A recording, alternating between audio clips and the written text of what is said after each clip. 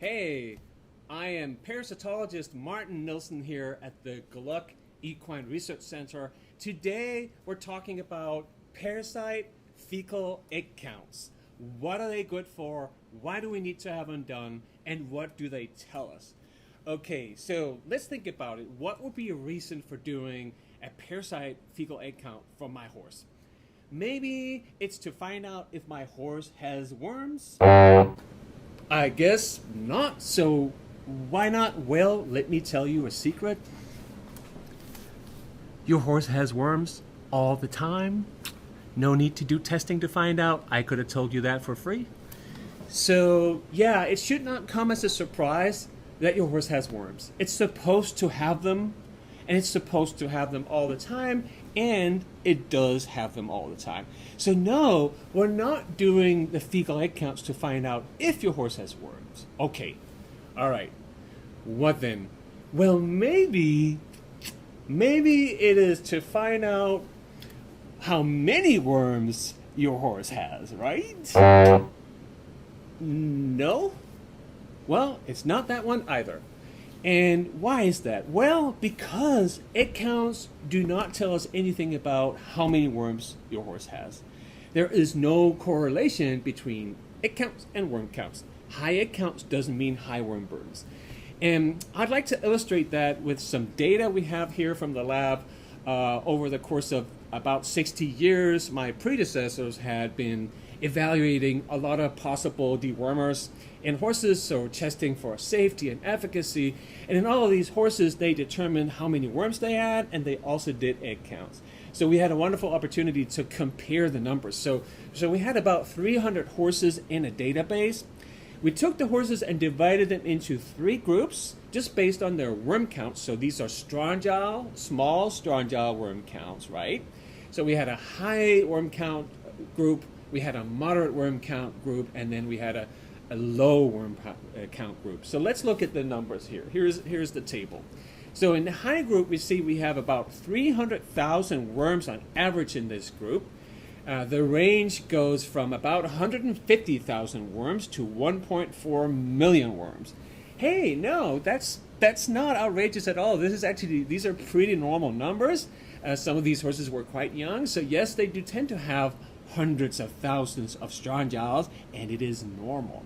But nonetheless, this is a high worm burden group. Okay, the moderate worm burden group, about a third of the high, so we're looking at 100,000 worms on average. We're looking at a range that goes from about 60,000 to 150,000 worms. And then the small worm count group is, again, one third of the moderate group, so now we're looking at 33,000 worms on average, and a range going from 3,000 to about 60,000. Okay, so three clearly different groups in terms of how many worms they had. Okay, let's look at the strongyle fecal egg count. So mean fecal egg count for the high worm burden group was 1,310 eggs per gram. Okay, it's a fairly high egg count. I wouldn't say like really high. It's high, but not like outrageously high, but all right, it's high. Okay, we're also looking at the 95% confidence interval. That's the CI there. That's a statistical measure for the range in which or between which 95% of all the data points lie. So if the 95% confidence intervals are overlapping between groups, it means that there's really no statistical difference. So we're going to keep an eye on those. Okay, moderate worm burden group. What is the egg count? The mean egg count was 1,454. Okay, so it's higher. It's not supposed to be higher. These horses have less worms, right? Well, and it's only really numerically higher. Statistically, it's not higher because the confidence intervals are overlapping. Okay, let's go to the low worm burden group and look at the egg count. It is 1,172 eggs per gram. Okay, slightly lower, still more than 1,000, and not statistically different from any of the other two mean egg counts. So in reality, the egg counts is the same between these three groups despite their vastly different worm numbers. So worm counts and egg counts do not correlate. Horses with high egg counts do not necessarily have more worms than horses with low egg counts. So no, we cannot use egg counts to find out if a horse has many worms or less worms, unfortunately. Okay, what can we use the egg counts for then? How about to find out if worms are affecting my horse's health? That might be it, right? No, it's not that one either. So let's have a look at the life cycle. If we look at the life cycle, remember we have parasitic stages here on the top. We have external stages, pasture stages at the bottom. These are the strongyle, small strongyle life cycle stages that we're looking at here. And in red, I have circled the adult parasites that are the ones that are making the eggs. You know, male meets female. Sweet music and romance arises, and they produce cute little offspring, which are the eggs that come out with the feces. All right, so we're detecting adult parasites. Adult parasites, in general, for the strongyle parasites, certainly do not really cause any harm, if at all. Okay, so the really problematic stages, the stages that can cause disease, are the larvae, circled in red here. These larvae, they like to hang out in the walls of the intestines and in cysts, as we call it. So they like form little cysts. They hide inside of these cysts and then wait for better times, and then they come out when they feel like it.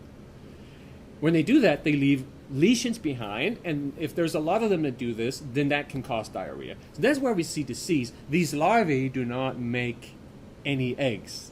So egg counts do not reflect any parasitic involvement in disease. They also don't predict the risk of disease, of parasitic disease in your horse. So it wasn't that one either. So you may be scratching your head now. Well, you may even go, that's what I've always said. Egg counts are crap.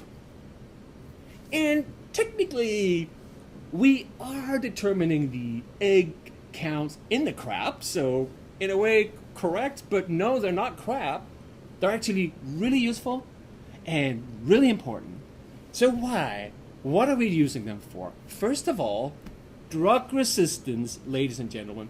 There is so much drug resistance out there that you have to do this. It's really irresponsible to not check if your horse has resistant worms, and if you haven't, there's a very high chance that this is actually going on, that your horse is actually harboring worms that are totally resistant to the dewormers that you're shoving into it over and over and over again. It's a waste of money, waste of product, waste of chemicals, waste of medicine, right?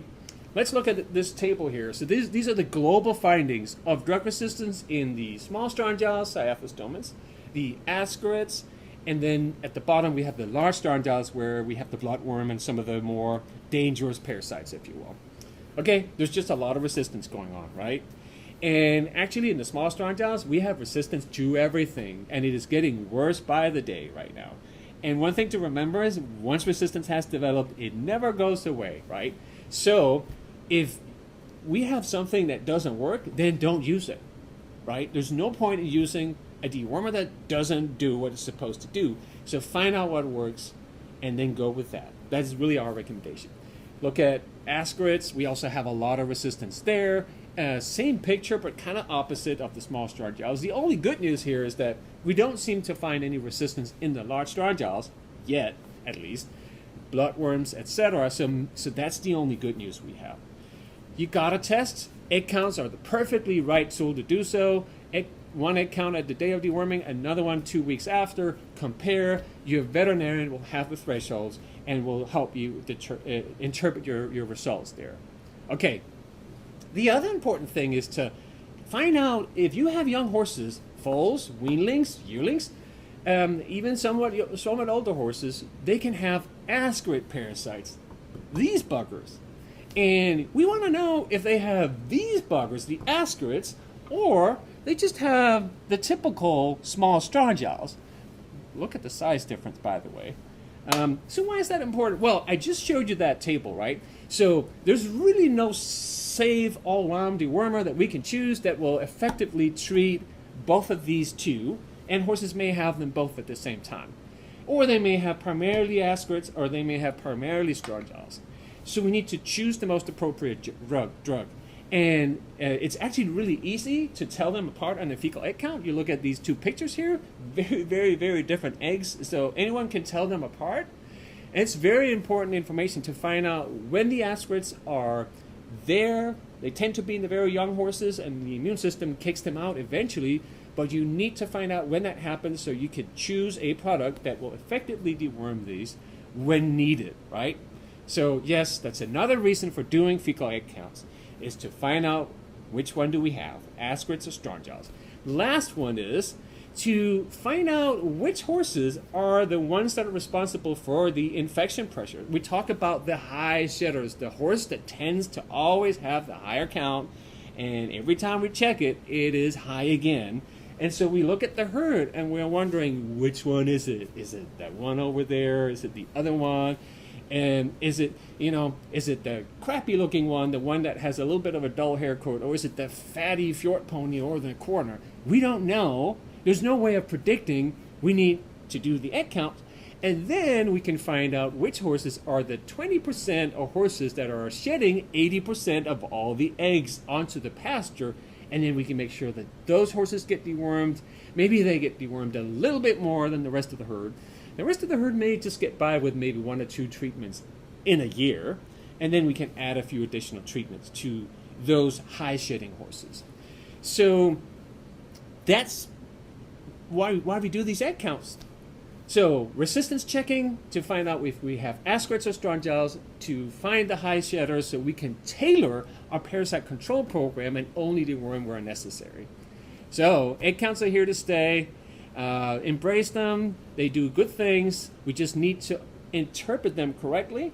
So please share this video, like and comment, and maybe suggest future videos, and we'll try and accommodate and make them. Thank you so much for your attention.